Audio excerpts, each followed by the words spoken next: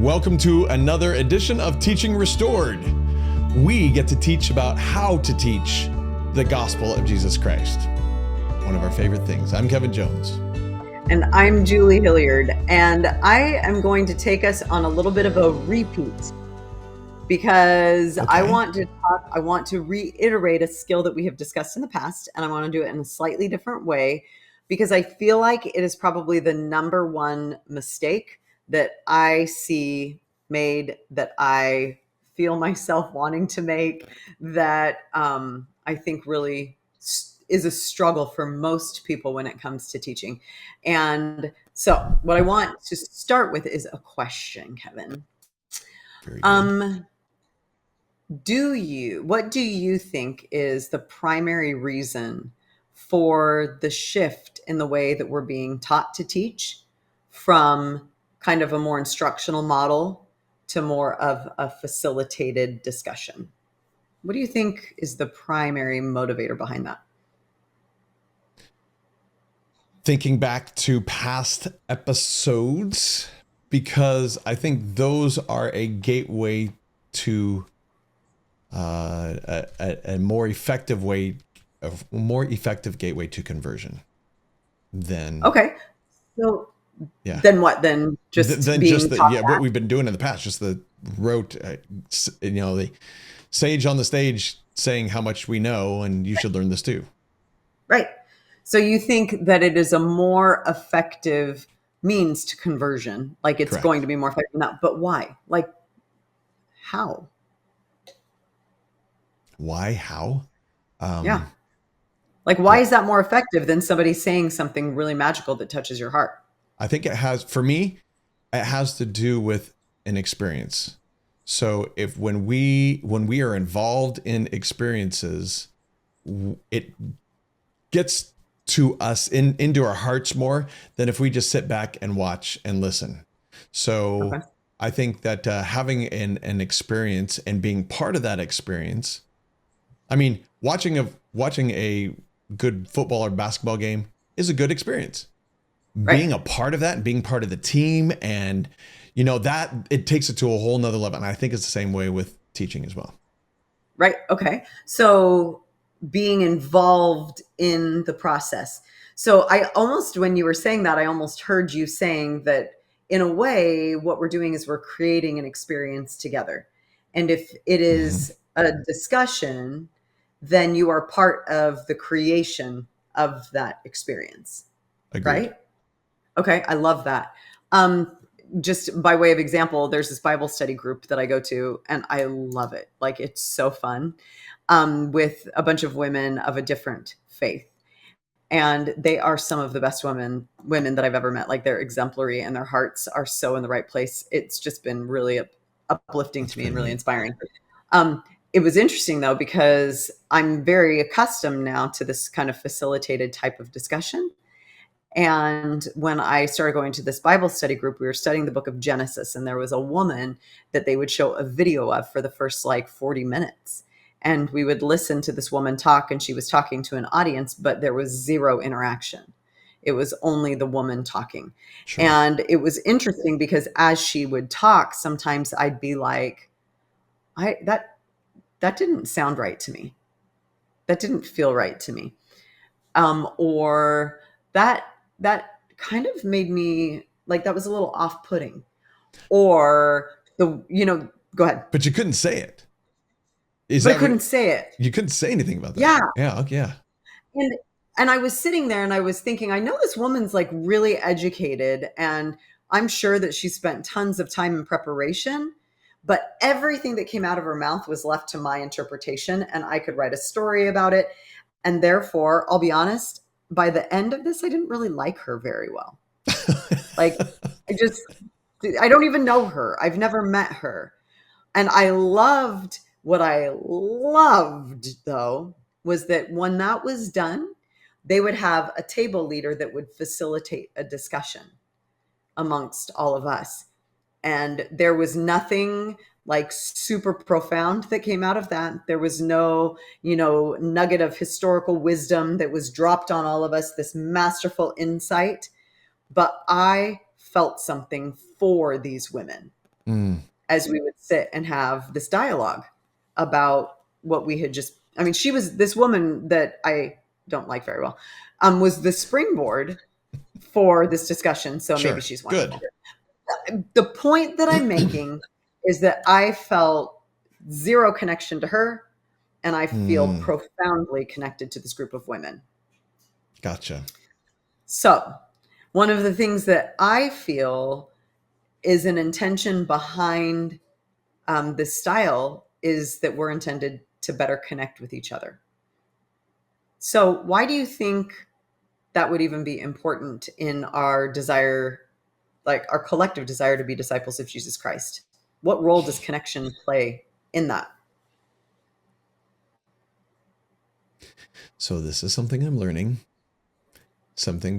better about, and I don't have great answers for all of this connecting and loving and yeah, not You say really, it but like yes, at the it's same time. you say it like it's like off-putting. No, it's not. It's just that I need to be better at this. And I this is a weakness of mine, kind of like empathy, right? When you have empathy, you can connect better. And that is one skill that I lack, as you and I both have practiced and have learned from past episodes. If you watch one particular past episode, you know how bad it was. But at the same time, so when we connect, it's, I'm just going to kind of describe how I feel. When we Yeah. connect, it's like, oh, you're helping me, I'm helping you. I think we can get so much more out of it. When I used to go to a lot of industry conferences, Hmm. and we would go to classes, the conference breakout Yeah. sessions all the time, right? One after the other, and they were good, but the best I had ever was in between them, or when we'd skip Right. them and a small group of us would get together and we Totally. would talk.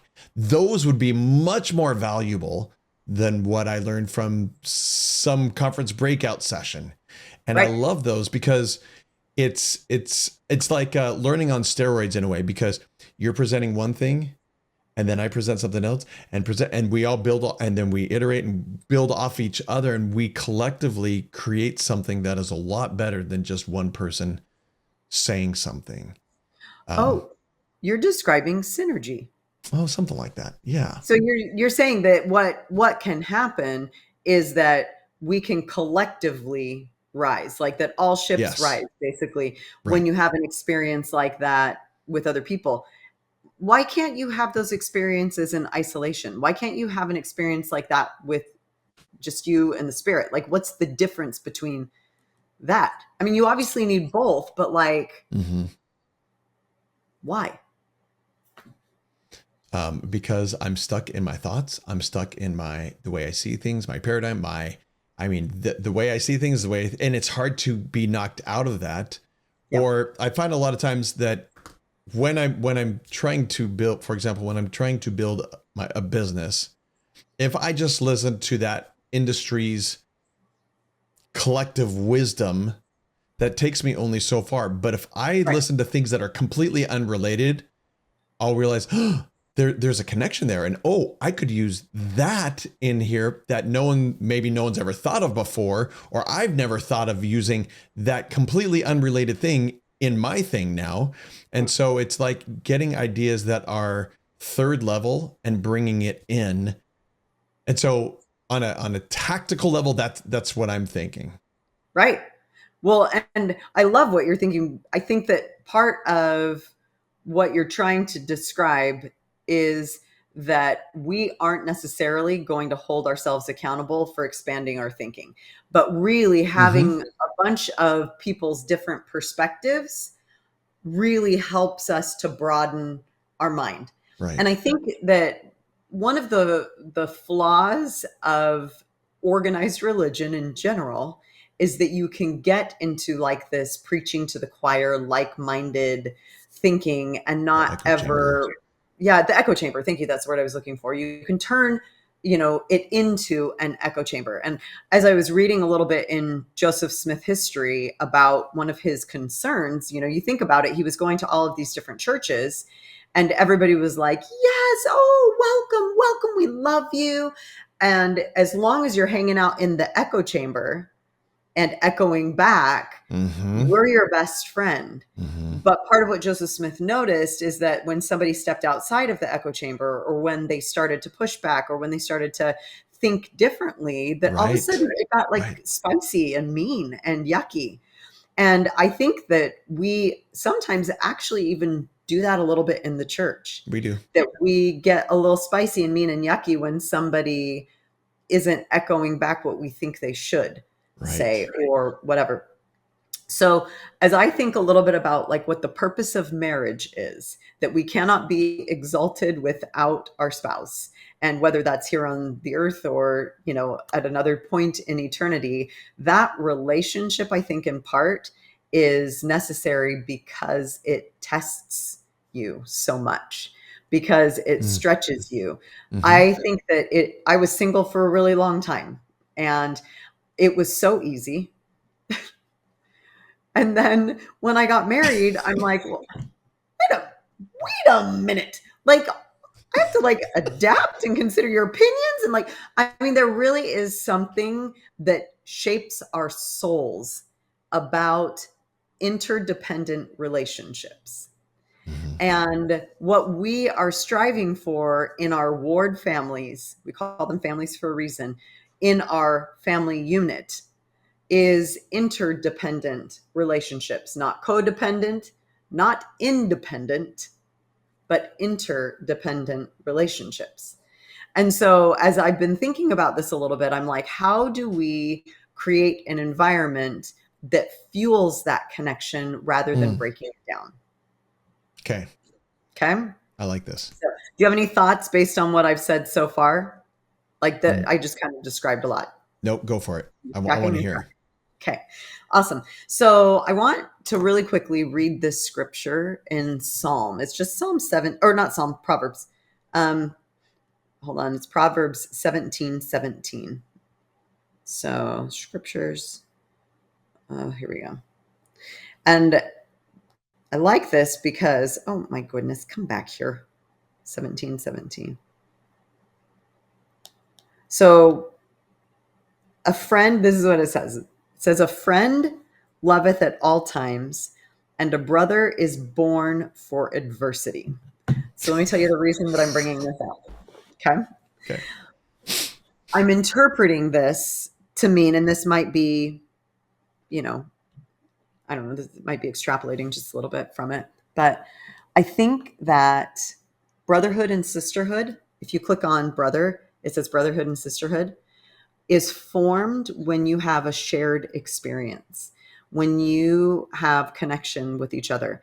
The idea that, church is intended to be a hospital, for sinners versus, whatever, a sanctuary for saints, like not a sanctuary, but, whatever. We're supposed to come together to heal, I think is really, really relevant. It's a really important part of our growth and development to actually share in each other's burdens. Oh, wait, baptismal covenant.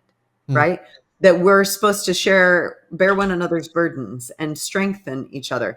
And the thing that is so difficult about that is that we cannot do that if we don't know what each other's burdens are and if we aren't creating connections with each other. And so this idea that and I'm thinking specifically in a classroom, like a Sunday school, young women's, young men's, elders quorum, in that type of a setting, the way that we interact and encourage interaction ought to be with the idea of connection and conversion at its core. And so, like, as we're thinking about how we set up our classroom, we're trying to set it up in a way that is creating more opportunities for connection. So I want to talk about two things. First of all, how can we create opportunities for other people to connect with each other? And we've talked about small group breakout sessions and some of the flaws with those, right? So file this in the back of your mind. How can we create opportunities for other people to feel more connected to each other? And then what are some skills that we need to be thinking about when we create connections with other people? And so I want you to think about in your teaching, when somebody makes a comment, what is your instinct when they finished their comment? So my natural instinct is to say, great, thank you, and move on. Right. Right. Right. That's pretty typical. Most people. Right. And I cannot tell you the number of times that I have heard great thank you.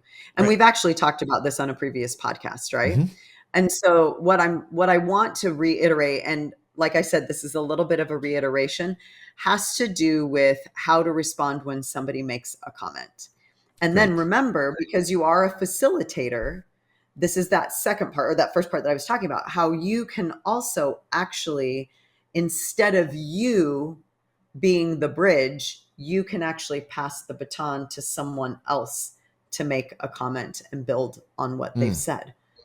But you can set a ground rule for yourself and for them that can help create a more connected opportunity. And that has to do with an acknowledgement of what the person has already said. So when you think about, so they feel understood. When we've taught the skill of empathy in this setting before, we've taught it with the idea of repeating back what the person has said, right? Mm-hmm. And we've talked about how sometimes that can feel a little bit robotic and how it can start to feel condescending even at times if, you're always like, you said da da da da da da da. Right. It can actually feel a little off-putting. But if we can train ourselves, like your instinct is to say, thank you so much for that comment and then kind of move on, right? Mm-hmm. If we could train ourselves to say what we naturally want to say, which is, thank you so much for, and then not just saying that comment, but specifically restating something that they have said back to them. Does that make sense to you? Yeah. So something like, thank you so much for pointing out that.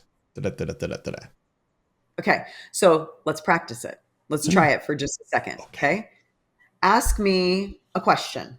Just think of a question and I might give a really bad answer or I might give a great answer because this is everything that can go wrong usually goes wrong during the discussion. When you're scripted, that's not when you're making mistakes. Yeah, you're making mistakes when things are totally off script. Right. Okay. So let's try it. Ask me any question. I might give you good, might give you bad. Okay. Here's a question from the last episode. Julie, when was the last time you felt the Spirit? Julie, yes. Oh, you just said my name. I'm so sorry. I'm so excited you called on me. So it's interesting. I actually, you're asking when the last time was that I felt the Spirit, and I have been struggling to feel the Spirit in my life. And I feel a little bit like when, I feel the Spirit, I'm questioning myself and whether or not it actually is the Spirit. Okay. So really quickly, sidebar. Some of what I said was relevant. Some of what I said was not relevant. If it's irrelevant, your temptation is to what? Ignore it. Mm-hmm. Say, awesome, move on. Okay. Right? Oh, I see what you mean. Yes. If the comment is irrelevant, you go, oh, that's nice. And you move on. Okay. Disconnect. Even a person who makes an irrelevant comment, you need to make a connection with. Okay. So what you choose to respond with can help, is the part that's relevant. Does that make sense? Yes. Okay. So how would you respond in a way that includes your natural reaction and a connecting skill? Okay. Oh, the natural reaction or the reaction that I'm learning? Yeah. So it can include both. What I'm trying to do is instead of you just doing the robotic repeat back what I just said. Gotcha. Yep. I want Kevin to pull on my natural reaction is to, and I'm going to add to it what? Okay. So something along the lines of, thank you, Julie. That was for me, a great reminder that sometimes we have a hard time feeling the Spirit. It's as easy as we would always think it is it? Okay. Excellent. Okay. Because what you did is you didn't just brush past my comment. You said something that I said and you put it into your, restatement, right? Mm-hmm. You basically restated and reiterated a point that I just made. Now, what if you wanted to invite more people to connect? how would you then, like, Yep. how would you then invite that? Then it's something, an easy question to ask might be, and if this is where you're going, something along the lines of, has anyone else felt like Julie has felt? Okay.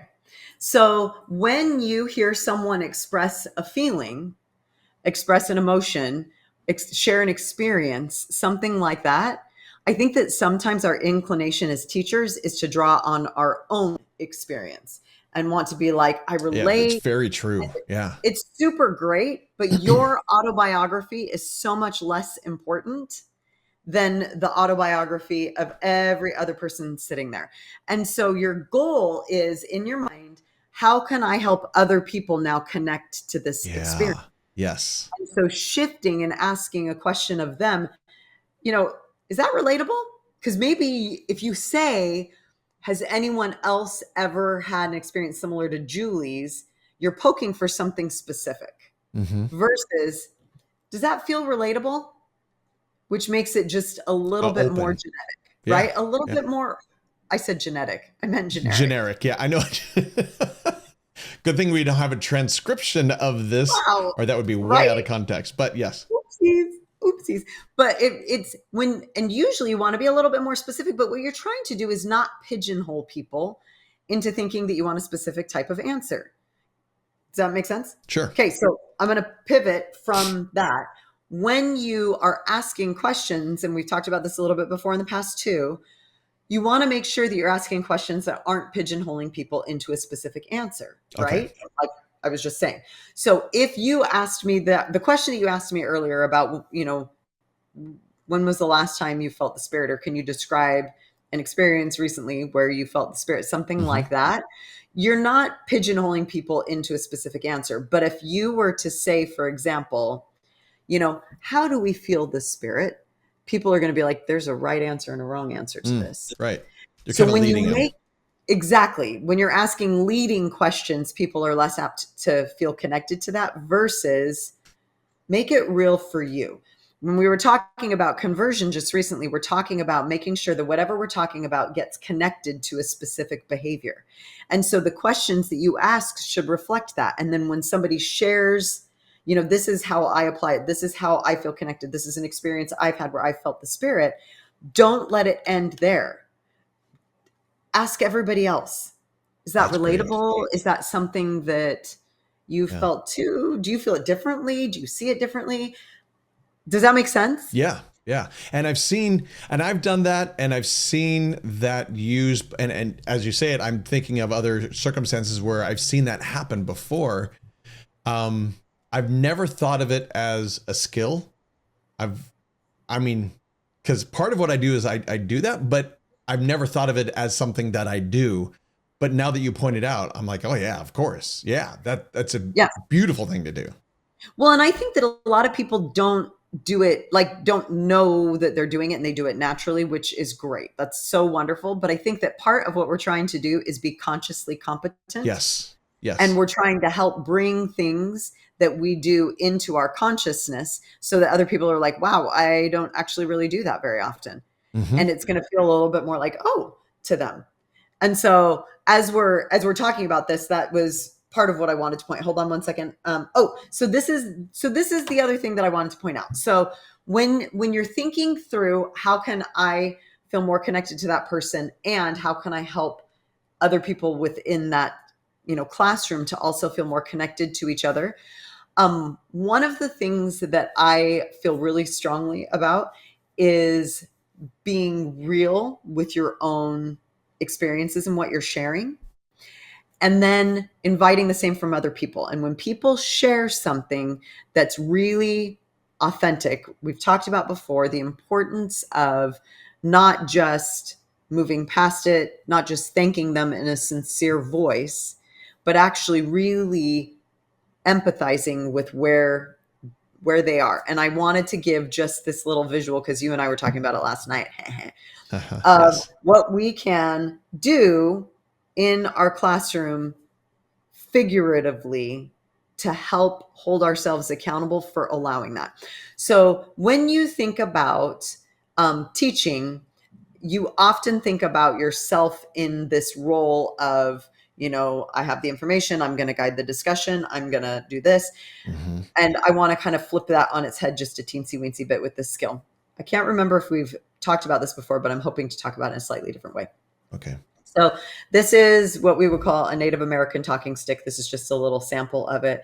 And Stephen Covey used to carry one of these around when we would travel, and it was given to him from Native American Indian chiefs. And on the back of it, it actually said bald eagle on his, because he was bald. And that was the nickname that they gave him. And they would use this when they would have tribal councils. And the idea was that they would pass it around the circle, and that the person who was holding the talking stick was the person that had the floor, right? Mm-hmm. They were allowed to make their point, and everybody else's job was then to help that person feel understood. And that person could hold on to the talking stick as long as they wanted. They were under no obligation to give it up except when they felt understood. Meaning that if they didn't have to just be like, oh, forget it, and pass it on. I mean, how often do we figuratively do that, right? Mm-hmm. In our relationships, even just forget it, this isn't worth it. And we just pass the talking stick on. They would hold people accountable for understanding their perspective before they would pass it on.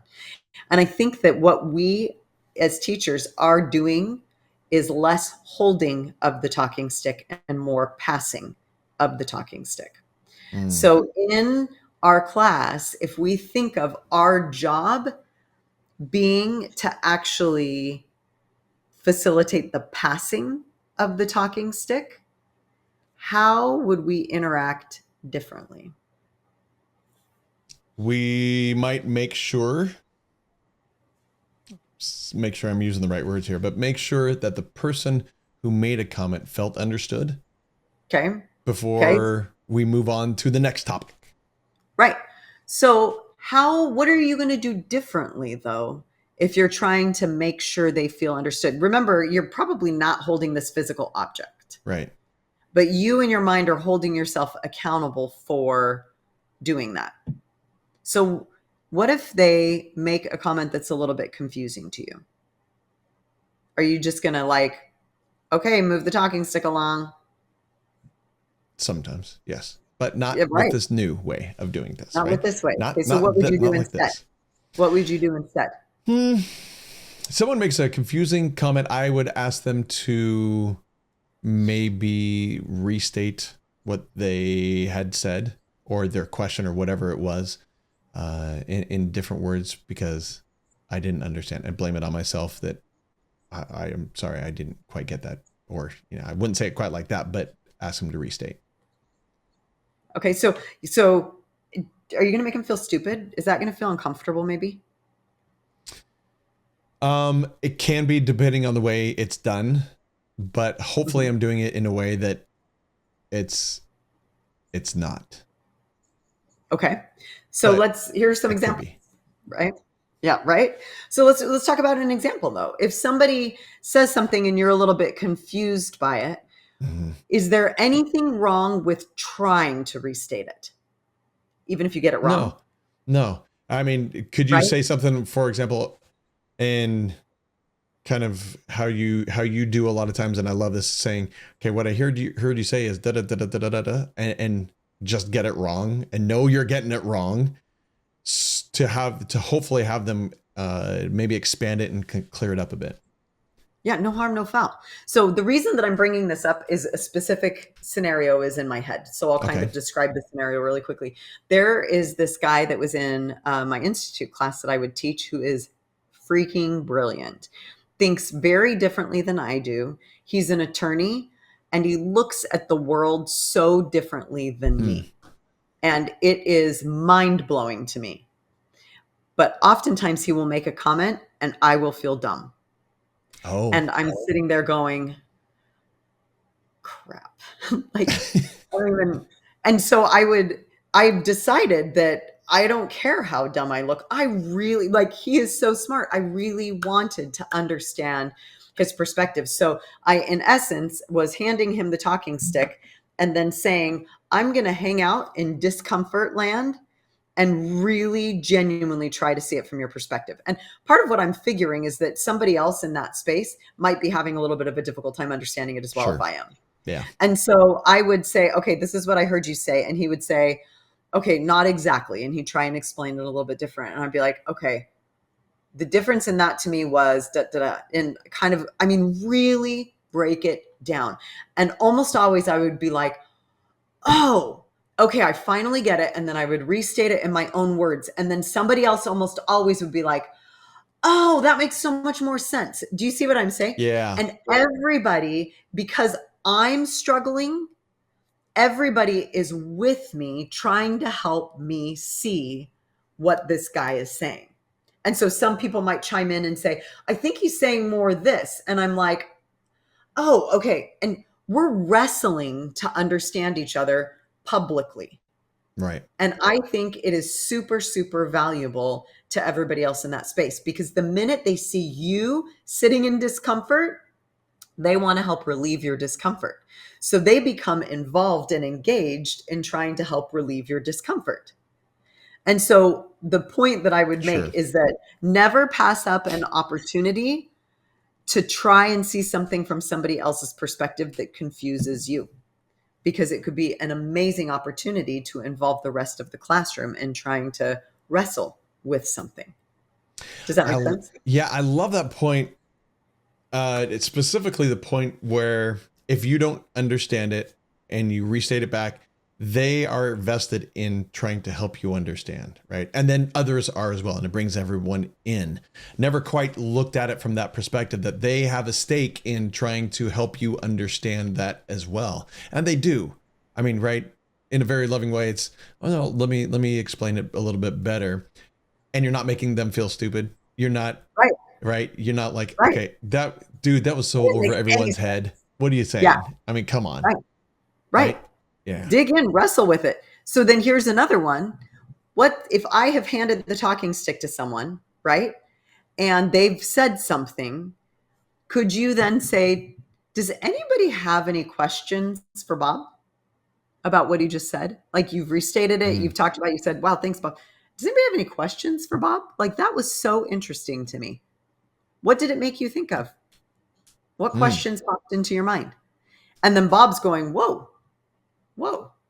You know, so at the very beginning, you talked about what helps create connections. One of the things that first popped into my mind was to stop. No. I'm not going to say that. That's incorrect. To make it so that instead of you always asking the questions, but they're asking questions of each other. Yes. Right. That's exactly it. And that's what you did just now, is by saying, does anyone have any questions for his comment, his experience, his whatever? You're getting them to ask each other questions, and they form more of a connection in that way. I like that a lot. Okay. So when Bob is holding the talking stick, it is not just your job to help Bob feel understood. It's everybody else's job, right? Mm-hmm. So why couldn't you even say, does anybody else have a question for Bob to, clarify what he said? Do you want to build on it?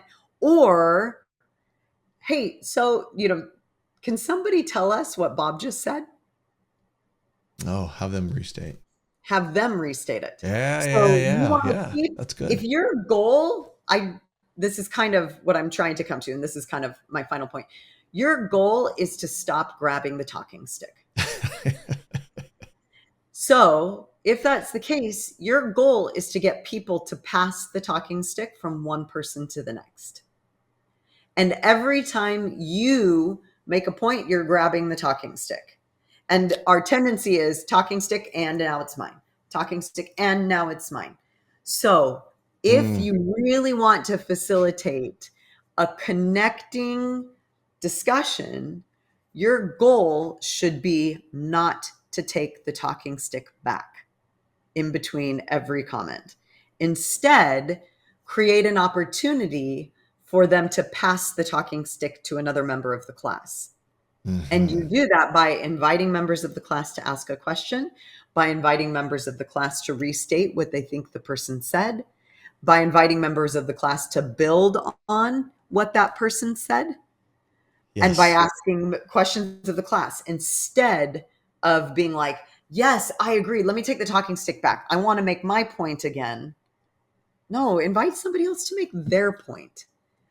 And so the reframe here is that if you are leading a discussion and no involvement, no commitment, you really want people involved in this discussion, stop grabbing the talking stick. Instead, try to help the talking stick get passed from person to person in your class. That's great. Visually, what I'm seeing when you say that is the traditional way of doing it is more of a hub and spoke type thing. I give it to one, I bring it back. I give it to another, I bring it back. But it always comes back to me, and I'm always the disseminator of things, right? And this one is more of a web. You're going from one, you're crossing over again, going back and forth, and you create this huge web of connections rather than everything is back to me. Exactly. So different. And it requires a different type of planning too. Yeah. To be able to do something like that. So an interesting, if you think about like in a corporate setting when you're offering a training, that it doesn't work the same way. We are not in a corporate setting. Right. We are not the authority on anything. We have not been hired to come in and share our knowledge and train people in a specific skill. Instead, we are literally the servant of our Heavenly Father, trying to help everyone, including ourselves, deepen our conversion to the Savior Jesus Christ. And that web is going to provide two things: more mind expanding insight because we learn from so many different perspectives.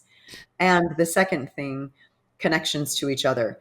And we cannot live the gospel of Jesus Christ in isolation.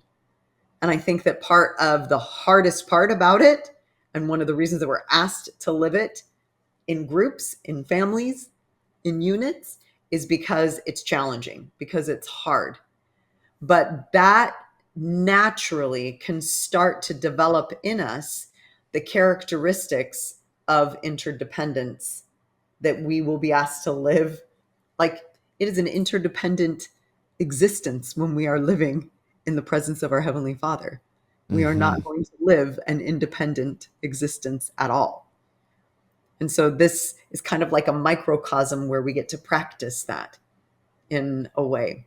Was that a little too like, woo? No, not at all. No. Because you're making me think of next time I teach a class, how I want to specifically focus on not taking the talking stick always. Because it's the easy thing to do. Right? Totally. I do it. I love doing it because I love the sound of my own voice. Yes, because beautiful as our voices may be. Right. I mean, really, it is a lot easier because what we're doing is we're taking control. We have a place we want to go and we know where to go. More difficult is to be able to help each other connect and restate or what am I thinking? What's the other? Restate or reflect feeling or Yeah. Make sure they understand or feel understood, right? It's a lot more difficult to do that, but it's easier to have the next point I want to make. And so I take it back. And so I'm going to make the next point. Right. Remember that when you are rephrasing what someone has said and not adding your own perspective, you are staying in empathy. You only take the talking stick back when you make a new point. So if you're still the facilitator, so you still have to keep the conversation moving, but you move it forward, not with the hub and spoke idea, but through creating the web. So you're focused more on asking questions that will get them to pass the talking stick to somebody else versus, restating it and then adding to it and building upon it and all of that, which is the traditional way that we go about it. Right. Boy, I'm going to seriously use this.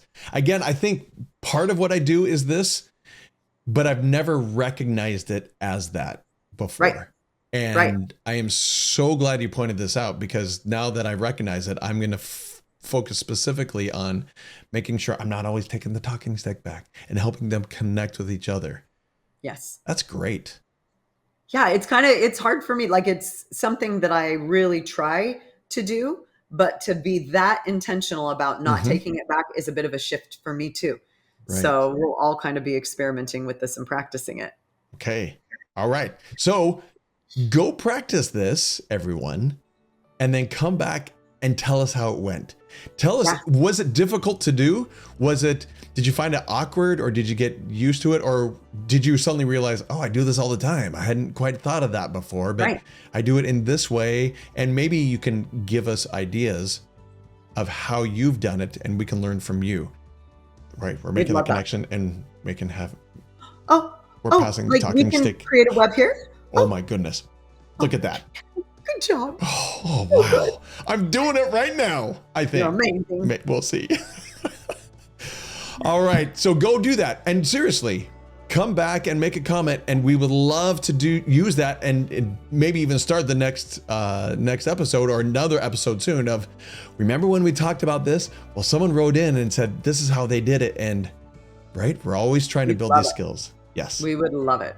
Yeah. Thank you, everyone. Take care. Thank you. We'll see you next time.